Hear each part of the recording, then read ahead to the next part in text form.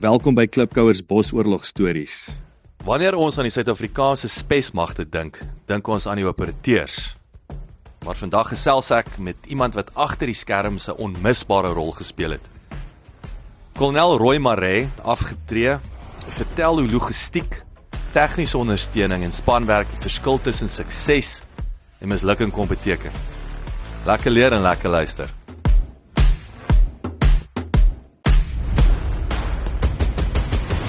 Roy, is goed om jou te ontmoet. Ek wil 'n bietjie, ons nou weer 'n bietjie ander angle hierso wat jy kan 'n bietjie uitpak oor SASFA en so aan, maar dis ook nou interessant as dit met oom Dan gesels en so.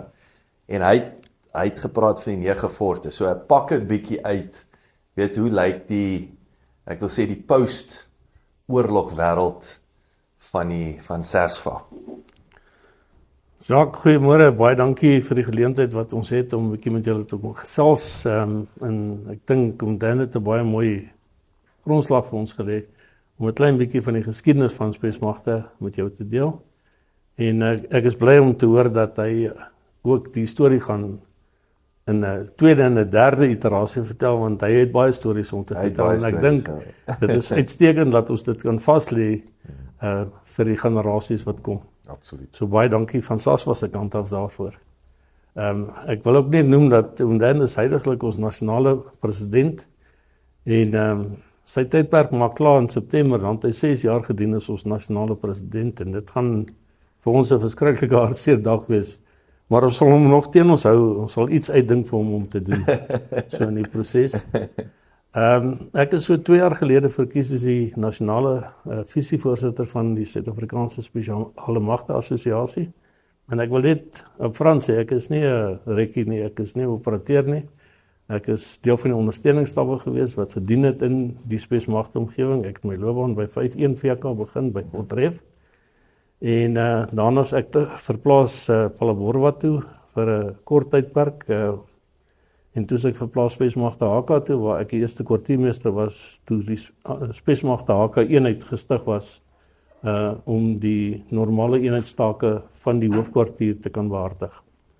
So dit is in breed my loopbaan binne die spesmagte omgewing. Ek sal 'n bietjie met jy gaan vir ons 'n bietjie, ek wil sê die ondersteuningsmag, dit sal goed wees om 'n bietjie dit uit te pak.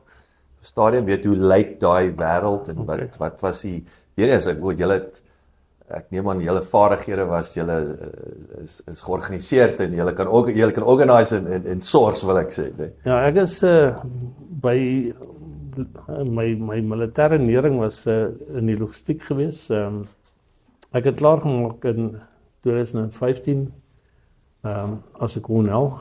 Ek is 'n strategiese logistieke beplanner gewees. Maar ek was nie dit toe ek by spesmagte was nie. Ek was daar weet 'n logistikus gewees en dis maar die ouens wat gaan as daar nie uitrusting is nie dan Dit is al die bullets is nie 'n probleem. Gaan soos jy die uitrusting op verskillende plekke om vir die mense te gee wat hulle nodig het. So ja, dit het ek ook toe ek by 32 bataljon was ek ook snaakse opdragte gekry as die kwartiermeester om voertuie te gaan haal en op Grootfontein en die voertuie het net verdwyn en hulle het tot helikopters in hulle gesit om hierdie voertuie te soek. Maar die voertuie is nooit gevind nie, maar ons weet waar hulle gestaan het, want ons nie voertuie gehad op daai tydstip nie. So, beteken is dit 'n ou se werk ook gewees. Maar die ondersteuningsstawwe sluit verskeidenheid van, goed, is dit sluit die logistisie in, die admin personeel, die personeelbeamptes, tot die chefs, allei ons dra by tot die steun van die operateur. En sonder daai steun glo ek nie die operateur kan doen wat hy veronderstel is om te doen en konsentreer op die werk wat hy moet doen nie. So ons is daar om hom te steun in alles dit wat hy nodig het en wat hy gaan gebruik in waar hy ook al is. Maar kom staan 'n bietjie stil daar. Ons is nou daar. So wat is daai en ek dink dis 'n wêreld wat maklik misgekyk word. Jy weet ek verstaan ouens, jy weet, is daar op die voorste linie is gevaarlik, ouens gaan dood en so aan. Ek wil sê maar dis waar die aksie is. Maar ek dink baie keer vergeet ouens, jy weet, in terme van die ingenieurs, jy weet, brûe wat gebou word, die voertuie wat gebruik word, die wapen, die tegnologie, alles wat daarmee gepaard gaan en dan, jy weet, ek wil sê brood en in water en bullets, nee, dit is krities, anders is daar niks om te doen nie.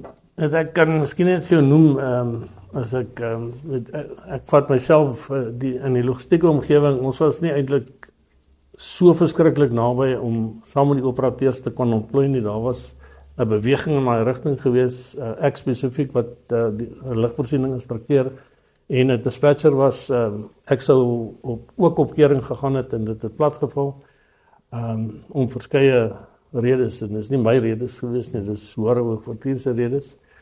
En ek wil graag noem die tegniese personeel. In latere jare het die spesmagte operateurs begin meer gebruik maak van specialist voertuie en daai voertuie moes onderhou word. En ek wil sê ons tegniese personeel in die normale weermagterme het ons hulle tiffies genoem. Was seker van die beste mechanics wat hierdie Suid-Afrika nog gesien het. Hulle kon goedes regmaak binne 'n kwessie van 2-3 ure wat hulle engines vervang en hy voertuig is weer op die pad om te werk. So dit is die vlak van toewyding wat die ondersteuningspersoneel gelewer het vir die ouens wat in operasies ontplooi was. Wat is die agtergrond van daai, ek wil sê daai opleiding en so om dan nou wat nou interessant was om te hoor wat 'n groot rol die Franse gespeel het in die vormingsjare van die spesmagte. So waar het ons ouens geleer om hierdie mechanics te wees?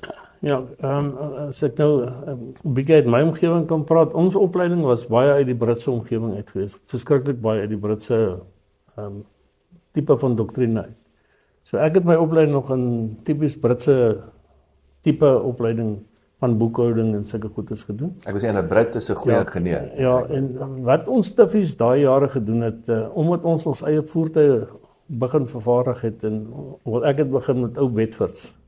En dit is alles Britse voertuie gewees. So ons tegnisi het al hulle kursusse in Brittanje gaan doen om daai voertuie in stand te hou.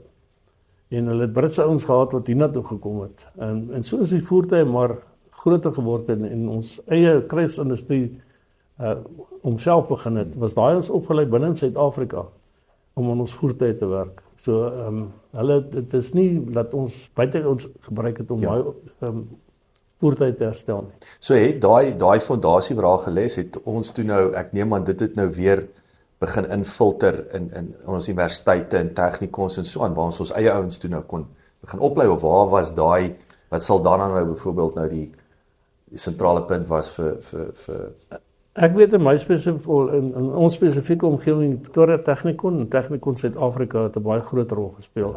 Ek praat nou plaaslik hierso want ek het self deur daai skool ook gegaan en ek het my graad verwerf ook by Technikon Suid-Afrika. Maar baie van ons mense was opgelei gewees by verskillende ambagskole. En hulle het die trade gedoen by, hulle het ook ek dink die ou woord was trade test gedoen, al die so hulle het die meele gegaan van 'n mechanic word of 'n vliegtuigingenieur of hulle het deur al daai skole gegaan plaaslik in Suid-Afrika. So daar was opleidingsskole gewees vir hulle gewees om hulle op te lei. So en dan het ons eie plek so steeds die opleiding gehad waar daai opleiding ter plaatse binne in die weermag gedoen is op weermagvoertuie. En dis waar die ouens maar sy opleiding op gedoen het. En in terme van daai is nou die meganiese kant wil ek sê en die ingenieurskant en in terme van logistiek self, beplanning al daai, is waar kom daai aanvanklike fondasies vandaan? Soos ek weer gesê het aanvanklik toe ek my eerste opleiding gedoen het, het ou maar jou opleiding in die ou diensvakskool op Voortdruk Hoogte, dit was waar ek opgelei is deel eerste as 'n nasionale dienspligtige. En ek was ook een van die eerste groepering lugvoorsieners wat opgelei is. En ons was ook die eerste groep wat in operasies Savanna ingegaan het. 8 van ons. En ek het 11 maande later uit Savanna uitgekom. Ons is deel van hierdie vrywillige 2 jaar siklus. En my pel het lankal uitgeklaar. Ek het eers Februarie maand uitgeklaar want die ouens wat ons moes vervang het net nooit opgedaag. O my aarde. Jy gaan ons het 'n groepie gehad wat op Grootfontein gesit het en ek en 3 ander ouens het op Nouwere Redondo gesit op een van die voorste vliegvelde. So daai opleiding en goed is dit alles ter plaatse. Nou lugvoorsiening ook maar sy oorsprong uit die Britse omgewing gehad. So ons daai opleiding alles uit die Britse doktrine uitgedoen. Maar ons moes dit herskryf en heraanpas in die Suid-Afrikaanse Bosoorlog. Natuurlik. Want dit lyk heeltemal anders as wat die Britte dit gedoen het. So hoe het jy weet natuurlik Bosoorlog is 'n hele ander manier van beklei. So wat is nou byvoorbeeld ek wil sê tipiese Britse fondasie wat gelê is van hoe jy nou ek wil sê daai ek wil nou 'n grap maak sê die biere gaan drop in die States en versus 'n bos situasie. Kyk as ek lugvoorsiening vat in enige teater buite die Suid-Afrikaanse teater. Kyk omdat op daai tydstip was die Bosoorlog ook vir ons 'n nuwe area gewees. Ons is nie gewoond daaraan gewees. Ons is nie opgelei om dit te doen. So ek sal dit nooit vergeet en ek dink om Dan sal my kan help. Ons het altyd elke week lesse geleer. Maar is nie. Ja, nee, want dan daar's 'n boekie wat uitgekom het, lesse geleer. So elke week het jy so 'n pamfletjie gekry van die BG af waar les geleer is en al die lesse wat ons geleer het. Dis is 'n black book net van ja, het op die einde van die dag het begin black box ja. Doktrine word op die einde van die dag. En ons het die doktrine wat ons gehad het, want dit is al wat ons gehad het. En onthou baie van die doktrines is gebaseer op die Eerste en Tweede Wêreldoorlog. Maar jou vyand, jy het geweet presies waar jou vyand is. So jy het aanmars, jy het na hom toe gegaan en hy het na jou toe gekom en jy het gefight en die ou wat daai fight gewen het, uitgestap en hy gaan vorentoe. En hierdie ene het ons nie geweet wie is die vyand nie. Die vyand is tussen jou. So dit is heeltemal omgekeer van dit wat jy geleer het en nou aan te pas in 'n nuwe omgewing. So en dan hoe prakties hoe dit gelyk, veral met lugvoorsiening. Wat het julle anders gedoen? Wat moes julle in ag neem? Ek dink oom Dan het 'n interessante voorbeeld wat hulle by die Franse geleer het met die flitsse. Jy weet om die ouens weet waar om te drop en so aan. So wat hoe dit gelyk in 'n Bosoorlog? Man, ek dink dit maar dieselfde, weet in die dag het baie van die ouens wat op die grond was 'n duidlo gehad. So jy het op die duidlo ingevlieg en jy het gegooi in die duidlo in. En in die nag het jy hierdie logistics gehad of jy het ligte gehad van die voertuie waarna jy gooi. Baie keer het by ons veral in Angola het ons gebruik gemaak van vure. Omdat jy so baie die plaaslike bevolking gehad het wat vure in die nag maak. So dit lyk net op soos trek dit nie aandag nie. So ewe skielik het jy 'n vuurlyn wat inkom in 'n pylpunt en jy weet jy moet gooi na die pylpunt se kant toe as jy 'n nagoperasie sou. Maar is dit in terme van selfs daai lesse wat jy daar geleer het, dit moes nou teruggefilter geword het na die loods toe, nê? Nee. Korrek. In terme van jy moet nou weet hoe om ja, kyk die loods het baie keer hulle ek glo geweet presies waar hulle moet afgooi. Maar jy sou ook die verhale hoor van die operateurs dat hulle partykeer so 70 km ver weg afgegooi is wat die pilot gedink het dis die regte plek waar hulle afgegooi het. Dis 'n oepsie. En dan moet hulle terug navigeer om uit te kom by die regte plek waar hulle moes gewees het aanvanklik. Maar in my tyd die manne gaan uitvind wie daai tyd wie was die loods. Hulle het geweet vir die pilot was. Maar die groot ding is net in die tyd wat ek lugvoorsiening operasies gedoen het, kan ek nie onthou dat ek ooit so 'n insident gehad het dat ek 'n misdrop gehad het wat ek nie gegooi het by die ouens. En wat was daai komplikasies ten einde daai drop te kon doen? Ek bedoel wat moes in ag geneem want ek moes die ouens begin skiet. Jy weet so wat moes vooraf gebeur het om te weet daai is die spot so laat en ons gaan okay wees. Kyk die operasionele beplanners saam met die bevelvoerder op die grond maak die plan. En hulle gee die ruitverwysings presies waar hulle die so hulle weet klaar waar. So hulle berei die area voor en hulle berei die omgewing voor om seker te maak dat daar nie vyandelike vuur naby die afgooistrook is nie. Maar daar's op ons geskiet op pad na die afgooistrook. So dit is op pad soontoe wat hulle op ons geskiet het. En die ou en ek wil sê hoe baie weet mense nou terugkyk, was dit oor die algemeen suksesvol of is ouens maar ek wil sê hulle gaan oor die algemeen baie suksesvol. Weet ek meeste van ons huiswerk het ons hier gedoen op Walmanstal. Baie jare terug so. Ons het al ons inoefeninge op Walmanstal gedoen. Wat jy met die C-30s en met die Dakotas en met Cessnas en al die kleiner vliegtuie gooi op Walmanstal. Ter inoefening voordat jy ontplooi boontoe. Maar ek was daar, toe ek Ondangwa toe gestuur is, was ek daar toe gestuur om mense op te lei. En toe begin die oorlog, en toe sê hulle, jy bly net hier so. Jy het nou ligvoorsieners, gebruik hulle sommer. Yes. Maar hulle het nog nooit fisies gegooi nie. Wat is daai, so, ek wil weer terugkom, ek bedoel, ons pilots is van die beste in die wêreld gewees, ek bedoel, hoe groot rol het pilot competence gespeel, Baie. Ek, een ou se naam sal my altyd bybly, hy was 'n kommandant toe gewees, Tinky Jones.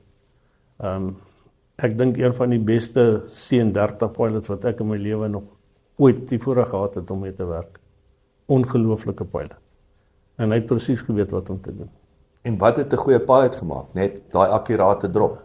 Nie net dit nie, ek dink die pilots oor die algemeen, hulle temperament, hulle het geen vrees gehad nie. Daai pilots van daai jare wat oom Daniel gepraat, cool en kalm. Hulle het geen vrees gehad nie. As jy op hulle skiet, dan gaan hulle aan. Ek vat van ons chopper pilots, daar's van hulle wat dubbel HC goud kry. Want hy het ingegaan in plekke in waar die is ernstig op hulle geskiet het en hy het gegaan om ons te gaan haal en uit te tel. So ja, dit is daai was ek dink dit was uit briljante pilots gewees daai jare, regtig. Ek het nou die voorreg gehad om Saterdag met die ou wat die Buccaneer gevlieg het toe Kasinga, oor Kasinga, en toe hy terugkom door hom krygsraad omdat sy vliegtuig stikkend geskiet is. Maar hy het vrek gevat toe hy inkom om te skiet en toe hy sien hy het bomme uitgehardloop, toe hou hy aanval, maar hy het geen bomme nie. En toe die vyand agterkom, hy is nie bomme op hierdie vliegtuig, toe begin hom skiet. En toe hy land, toe sy in die moeilikheid. So dis die vreesloosheid van die pilots gewees, wat hulle was nie bang nie. Maar julle ouens ook, is nie dat jy 'n sissie kon wees met, want jy, soos jy sê ook, jy sit op 'n vliegtuig daar, die bullets vlieg rond, ek bedoel, jy dis nie sommer maar net nie. Ja, dit gebeur. Wat vertel ons 'n storie 'n bietjie, waar die bullets gevlieg? Ek gaan dit baie kort maak. Tydens die opleiding van die span op Ondangwa, was ek die opdrag gegee om voor te berei vir 'n lugvoorsieningsoperasie vir operasie Daisy. En aanvanklike C-30 operasie wat hulle toe later geskuif het na Dakota operasie toe. En die probleem wat ons gehad het is die eerste keer in die geskiedenis wat 'n rateldif uit 'n Dakota uit moes gegooi word. Het gaan oor sy lengte en sy gewig. En ek het rateldifs en transferkeisers gehad wat ek ook moes gooi vir die magte op die grond. En saam met 'n bietjie verversings en sulke goedes wat jy nodig gehad het op die grond. Water, ja. En toe ons nou klaar die voorwerk gedoen, die palette gedoen het en alles gepak het, toe ons die aanvlieg, so net met laaste lig het ons gevlieg. En jy weet nie eintlik waartoe jy vlieg nie. Jy kan op 'n kaart sien waartoe jy vlieg, maar jy saam met die pilot, jy vlieg. Ja. En ons het seker op 'n hoogte van so 2.500, 3.000 gevlieg op daai tydstip. En ek het nie deurgesit van die vliegtuig, omdat ek die afsender ook is van die uitrusting. En as jy na Dakota gevlieg het daai jare, veral in die aand, as die pilot terug throttle, dan spat sparks uit die engines uit. En in die ou tyd ook het hulle gesê, as 'n Dakota nie olie lek nie, as daar nie olie op sy vlerk is, dan vlieg jy nie na Dakota. En dan is iets verkeerd. En ek vra toe vir die pilot of hy terug het, sê nee, en toe kom het op die radio deur, dat toe op ons skiet met 23 knots. En ek is toe redelik vinnig op, en ek het die span bo op die pakke gesit, dat hulle moet eers deur die uitrusting skiet, voor hulle by die troepe kan uitkom. Ja. En die pilot net vir my gesê, ek gaan nou 800 meter toe, en ek moet maar voorberei om op die eerste inkom te gooi. Ek het nie 'n tweede kans om te gooi nie, ek moet eers te gooi. En so gesê, so gedaan, en soos ons nader kom, het ek gesien die voertuigligte gaan aan, en toe die groen lig gaan, toe gooi ek. En my grootste vrees was daai dif gewees.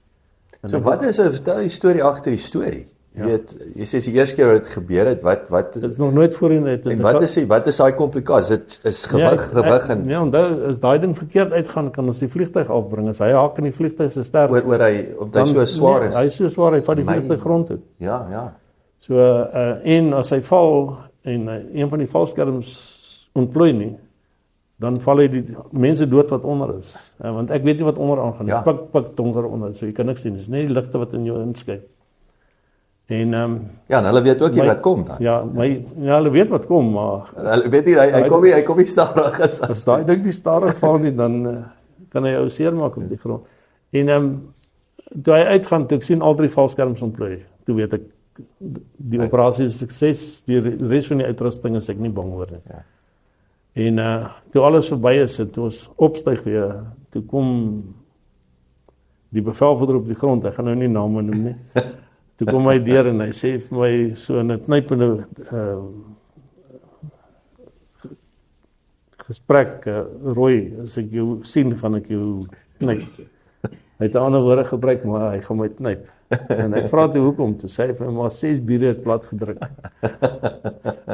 En hy verwys in een van sy boeke wat hy geskryf het na hierdie insident spesifiek.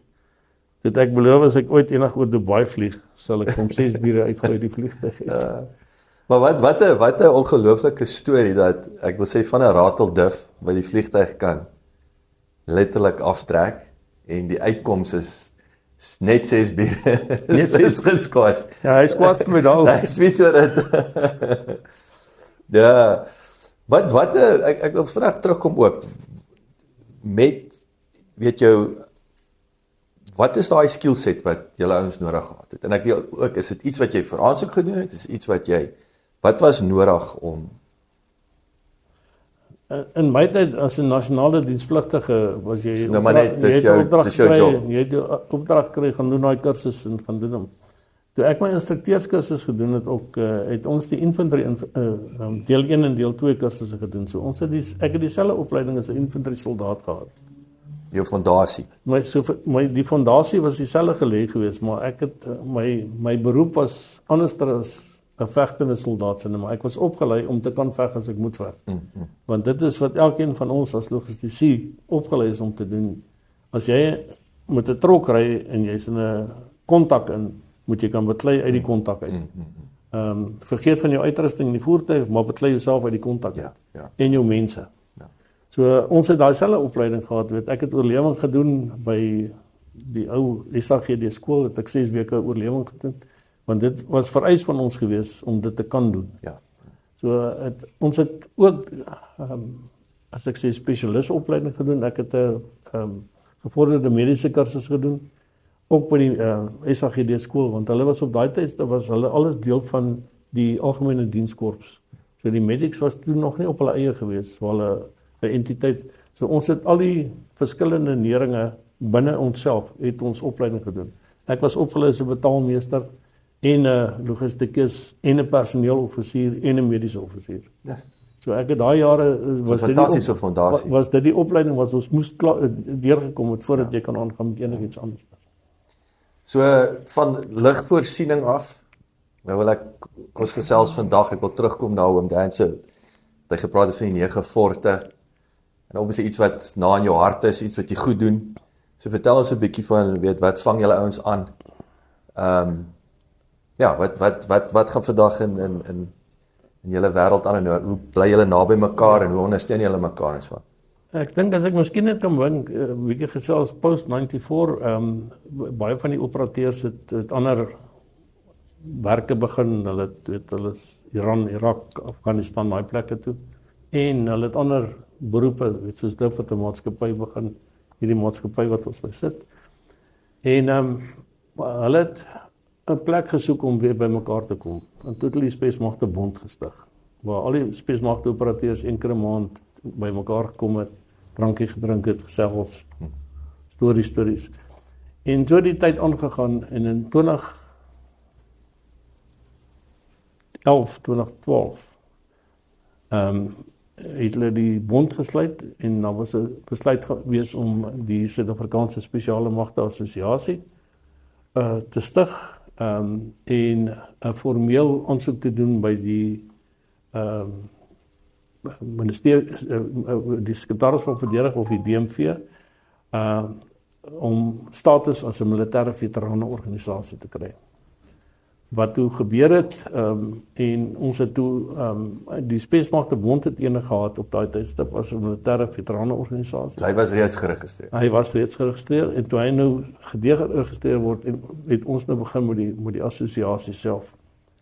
My betrokkenheid spesifiek het begin in 2015.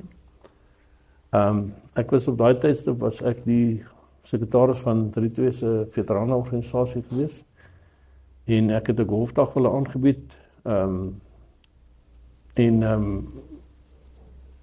Ek is toe gevra via een van die baie senior binne in die organisasie, so 'n klein bietjie van my loopbaan ken, gevra of ek nie wil aansluit by SASVA nie, omdat daar stukke van my loopbaan wat ek binne in die Spesmagte omgewing was. En ek het toe besluit dit is 'n goeie stap. En my loopbaan het eintlik maar begin om golfdae aan te bied vir SASVA om geld in te samel vir die veterane. En dit was aanvanklik van daai tyd af tot en met nou toe ons grootste bron van inkomste gewees om ons kantore in die gang te hou en sekere ondersteuningstake aan die mense om ons te doen. Maar ons het ook agtergekom dat daar is nie genoeg geld om na ons veterane om te sien nie. En ek dink dit is algemeen bekend dat die staat het geen empatie met veterane. En die staat se steun aan veterane is regtig nie baie goed nie. So ons het toe in 2024-25 het ons 'n baie groot besluit geneem, 'n nuwe konstitusie geskryf. Ons is al van 2013 af 'n NPO, geregistreerde NPO.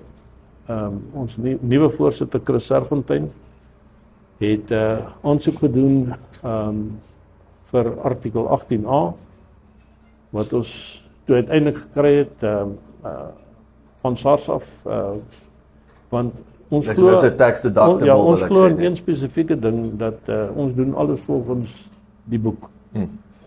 En ons bly aan die right side of the law. Ja. En tydens hierdie hele proses het ons besef dat ons sal meer moet doen as net na onsself kyk. Ons het 9 forte om ons. Die forte, Fort Swartkop is in Pretoria, Fort Hunter is in Johannesburg. Die forte is maar basies net 'n bymekaar kom plek vir die ouens wat in daai spesifieke omgewing is. So Swartkop, Pretoria, die omgewing Centurion, dis Fort Swartkop. Hunter is nou meer die groter Johannesburg en daai areas is Hunter, dan Fort Oranje wat in Bloemfontein is. Fort KZN wat in Durban is. Fort Outeniqua wat in Mosselbaai is. Fort Goeie Hoop wat in Kaapstad self is, en dan Fort Viking wat op Langebaan is. En dan het ons en dan Fort Osprey wat in Phalaborwa is. En dan het ons 'n fort in Dubai wat al die internasionale operateurs en ondersteuningsstawwe word deur daai fort bedien. So almal wat in Australië, Nieu-Seeland, oral in die wêreld sit, dis hulle nodale punt in Dubai. So daai is basies die forte waar ons mense bymekaar kom. As 'n assosiasie is ons so net so skuins onder die 500 mense sterk wat nou operateurs of ex-operateurs insluit en ondersteuningsstawwe wat nou in al hierdie forte gesentreer is. Op hoofkwartiervlak is dit Dan wat ons nasionale president is, Chris Serfontein wat ons voorsitter is en myself wat die ondervoorsitter is. En dis die ouens wat die groter beplanning en deel van die pot aan die gang hou. Die fortvoorsitters en visievoorsitters vorm ook deel van ons uitvoerende bestuursraad. So ons het ook 'n raad wat elke 3 maande sit wat ons die beplanning en alles vir SASVA doen. Ons gaan deur die hele strategiese beplanningsproses elke jaar met begrotings vir elkeen van die forte. En die prentjie het net vir ons al hoe duideliker geword dat ons moet verder gaan as dit. Ons het ook gevind,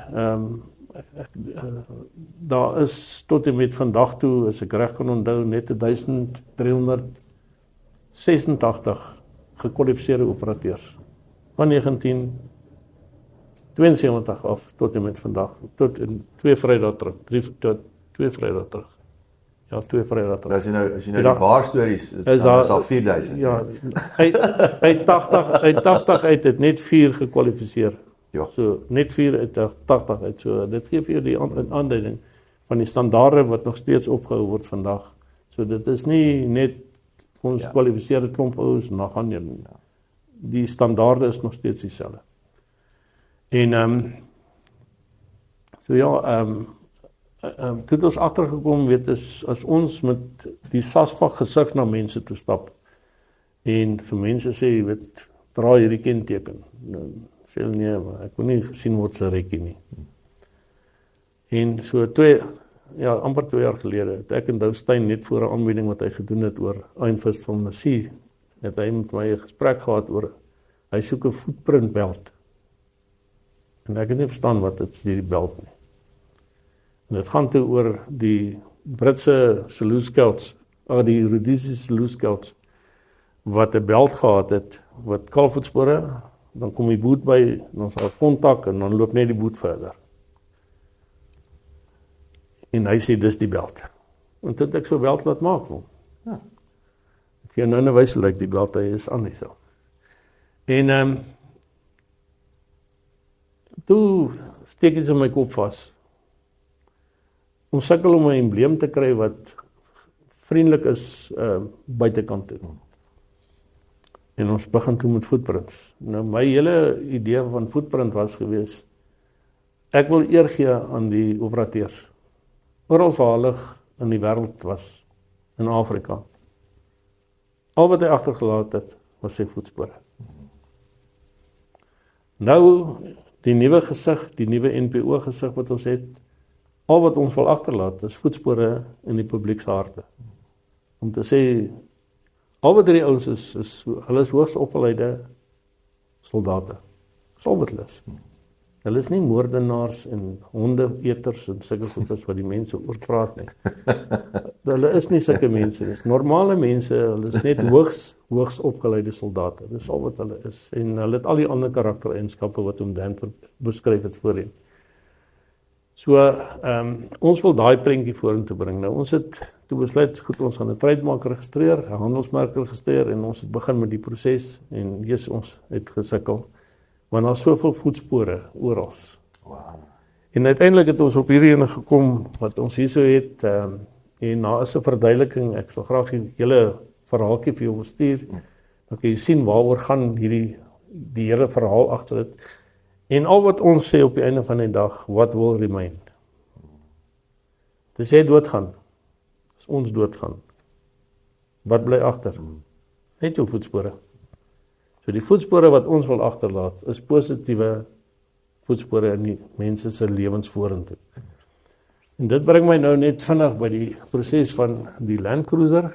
Ons het toe Hierdie is een van julle inisiatiewe nou. Dis een van ons inisiatiewe, ja, dis nou spesifiek om geld te maak.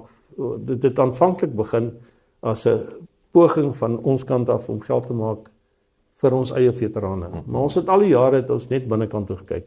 So die NPO het binnekant toe gewerk, nie buitekant toe nie. En ons het toe besluit ons gaan 'n Land Cruiser, want almal het gesê almal wil 'n cruiser ry. So toe besluit ons kry ons 'n cruiser. En ons het 'n kontak by Ermelo Toyota. En ons het die cruiser gekry, en ons het hom nie verniet gekry nie, ons moes hom koop. En ons het gelukkig 'n klomp borge gekry, wat 'n klomp, en hierdie cruiser is opgebou na iets ongelooflik toe. Dit is regtig 'n baie mooi cruiser. En die doel was toe nou om geld te maak vir ons veterane. Maar toe hoor ons van Jacaranda kindertuis, Jacaranda en Louis Botha, ons moet saam. Wat in 'n finansiële penarie sit, want die staat het 50% van hulle befondsing weggevat by hulle, laas jaar in Desember. Ja. Maar elke dag bring hulle nog steeds kinders na Jacaranda toe en sê, vat die kind. Gee hom klere, gee hom dit. Ja. En ek het gehoor by Jacaranda, en dit is, ek glo nie, dit is vertroulike nuus nie, maar Hulle gebruik ongeveer 3 miljoen rand per maand om daai 2 kinderhuise in die gang te hou. Ja. Nou hier van die staat ewe skielik 50% weg, hoe kry hulle daai geld? Ja. En toe besluit ons van SASSA se kant af, ons gaan hande uitsteek en hulle aan boord bring as een van ons beneficiaries. Daar's nou 2, dis die veterane en dan die kinderhuis. En dis wat die projek se begin gehad het en jy sal sien, daar's nou 'n Conqueror wat agter hom nog hak. Want ook die eerste foto's van die Land Rover vir die hoofuitvoerende beampte van Conqueror stuur, wat 'n vriend van ons is. Toe stuur hy vir my 'n boodskap terug, hy het ander woorde gebruik, maar hy sê, daai Land Cruiser lyk nie mooi nie. Is dit? Oeps, het ek so 'n bietjie opgepof en sê ek van hoekom? Toe sê hy, maar daar's nie 'n Conqueror agter hom nie. Toe sê ek vir hom, Jy salesman. ja, toe sê ek van luister, ons het nou net 'n klomp geld uitgehaal vir die Land Cruiser. Ons het nie geld vir. Hy sê ek het jou nie gevra vir geld. Ek gee vir jou Yes. die Conqueror. Nou weet jy dit was die Conqueror, die Rekkie Conqueror. Ja, die Rekkie. Ja. Hy sê maar op een voorwaarde. Waar die Cruiser gaan, is die Conqueror agter hom. Yes. So jy sal daai 2 saam sien oral nou. Yes. So die 2 van hulle is oral. En ja, op die einde van die dag gaan dit maar oor om geld in te samel. Daar het ons net 6000 kaartjies wat ons beskikbaar stel hierdie jaar, omdat dit ons eerste lotery is wat ons aan deelneem. Ons is by die National Lottery Council geregistreer. Ons het ons eie lotery nommer en ons het 'n hierdie spesifieke lotery is daar 'n skedule nommer uit. So ja, en dit gaan goed op die huidige oomblik. Ek het nou Saterdag op die Swartkops museum se ligskou het ons 1000ste kaartjie verbygegaan. Maar ons nog 5000 om te gaan.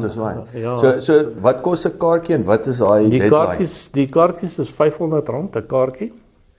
En die geld, soos ek gesê het, die een gedeelte gaan na die veterane toe en die ander gedeelte gaan na die kinderhuis. En ons sal bitter graag van ons kant af. En weet hier is 'n Suid-Afrikaanse projek. Dit is nie net 'n Gauteng projek of iets nie. Ja. Die mense van Suid-Afrika moet besef dat hierdie is mense wat hulle lewens op die spel geplaas het vir Suid-Afrika toe dit nodig was. En die nuwe ene is vir die kinders wat 'n toekoms verdien. Want nie een van daai kinders het gevra om by daai kinderhuis te wees nie. So dit is ons deel van gee van ons kant af. En as as ons net 6000 mense het wat elke 'n kaartjie koop, dan weet ons die kinders kan vir die volgende jaar of 2 'n beter lewe hê van ons kant af. Tot wanneer kan ouens koop? Huidiglik is die afsluitdatum die 22ste September 10:00 die oggend. Okay. Dan vat ons ouditeure RMC die proses oor. En hulle wys dan 5 voorlopige wenners aan vir die kompetisie. Huidiglik gaan ons nog na Ermelo Toyota toe. Waar hierdie proses sal plaasvind vir Ermelo Toyota. En die boere sal besluit wat se kompetisie die 5 ouens moet doen, weet bokdrolspoeg of ietsie. Om die eerste, tweede, derde, vierde, vyfde plekke te kry. Okay. En die plekke gaan maar net oor die 5 sleutels wat daar lê. En daar's 5 sleutels. En een van daai sleutels maak Cruiser oop. Yes, dis opwindend. En en dan die wenner of man of dame wat gaan wen, gaan dan die voorreg hê om die nuwe Cruiser met die nuwe Conqueror te ontbloot met die laken. Ja. En dan sal ook die voorreg hê om die eerste te scan en die lotery oop te maak vir volgende jaar. So ons gaan dieselfde proses volgende jaar weer aangaan. Miskien nie met Jacaranda Kindertuis nie, miskien met iemand anders wat ook een van die NPC's is wat ons na kyk. Maar ons probeer so ver as moontlik ons hand uitreik na almal toe. Search and Rescue het ons genader, wat ook 'n groot NPC is. En omdat hulle baie goedes doen wat ons ook gedoen het, sal ons graag by hulle betrokke wil raak, net sowel by die kindertuis waar ons nou huidiglik is. So ons kan die kompetisie van volgende jaar net 'n klein bietjie groter maak, waar ons 'n hand vir elkeen kan gee. Waar kan jy ons kaartjie koop? Kaartjies is beskikbaar op iTickets. Al wat hulle net kan intik is Land Cruiser. Maar ek sal die skakel vir jou beskikbaar stel en ek sal vir die flyer op vir jou stuur. Dan het jy die flyer, ek kan die twee sommer bymekaar sit. En ja, dit is die kompetisie. En regtig ons vra almal se steun. Hoe vinniger ons daar kom, ek wil sê dit was 'n groot blydskap geweest. Toe een van die oud pilots na my te stap by Swartkops. En ek dink in die hele proses was dit my hoogtepunt geweest. En ek weet nie hoekom nie, maar daar's ander wat ook soveel kaartjies gekoop het, maar hierdie was net so uniek geweest. En hy vra toe vir my, weet ek moet nog vertel van Footprint en ek wil net 'n bietjie meer weet van die kompetisie. Ek het so op pad gepraat en sê vir my, oom Roy, ek gee vir jou R10,000. Ek sê, ekskuus. Hy sê, ja, R10,000. Ek sê, gaan koop R10,000 se kaartjies. Ja. En hy het R10,000 se kaartjies gekoop. En toe hy terugkom, sê hy vir my, ek sit in Dubai, maar ek sal van Dubai af, sal ek elke maand nog kaartjies koop. Ja. En dit is 'n jongerige mannetjie geweest en dit is net sy openhartigheid. Toe hy hoor van die kinders en hy hoor van die veterane, toe sê hy, dis wat ek wil doen. Yes. Wel, ek hou vir jou duim vas. Baie Ek dankie dink daar. ek hou van die inisiatief. Ek bedoel dit, weet al gee jou R500, daar's iets wat jy kan kry. Ek wil sê alles jou hart nie goed nie. Daar's daarom iets om te kan wen. Jy weet, so ek glo dis vir 'n goeie kos, weet, so maar wel gedaan. Baie dankie. Maar ek dink die odds is beter as die lotte, hoor. Ons is 1 in dink ook so. 6000. Ja, 1 in 6000. Ja, nie 1 in 3 miljoen of ja. Die lotte is 1 in 15 miljoen. Is 1 in 15 miljoen. So ja. Maar Jacques, verskriklik dankie dat ons tydjie saam met jou kon spandeer en dankie dat ek ook 'n stukkie van SASVA en Footprint met almal kon deel. Ons waardeer dit regtig opreg. Net 'n plesier. Is altyd lekker om met julle manne te gesels. Baie dankie.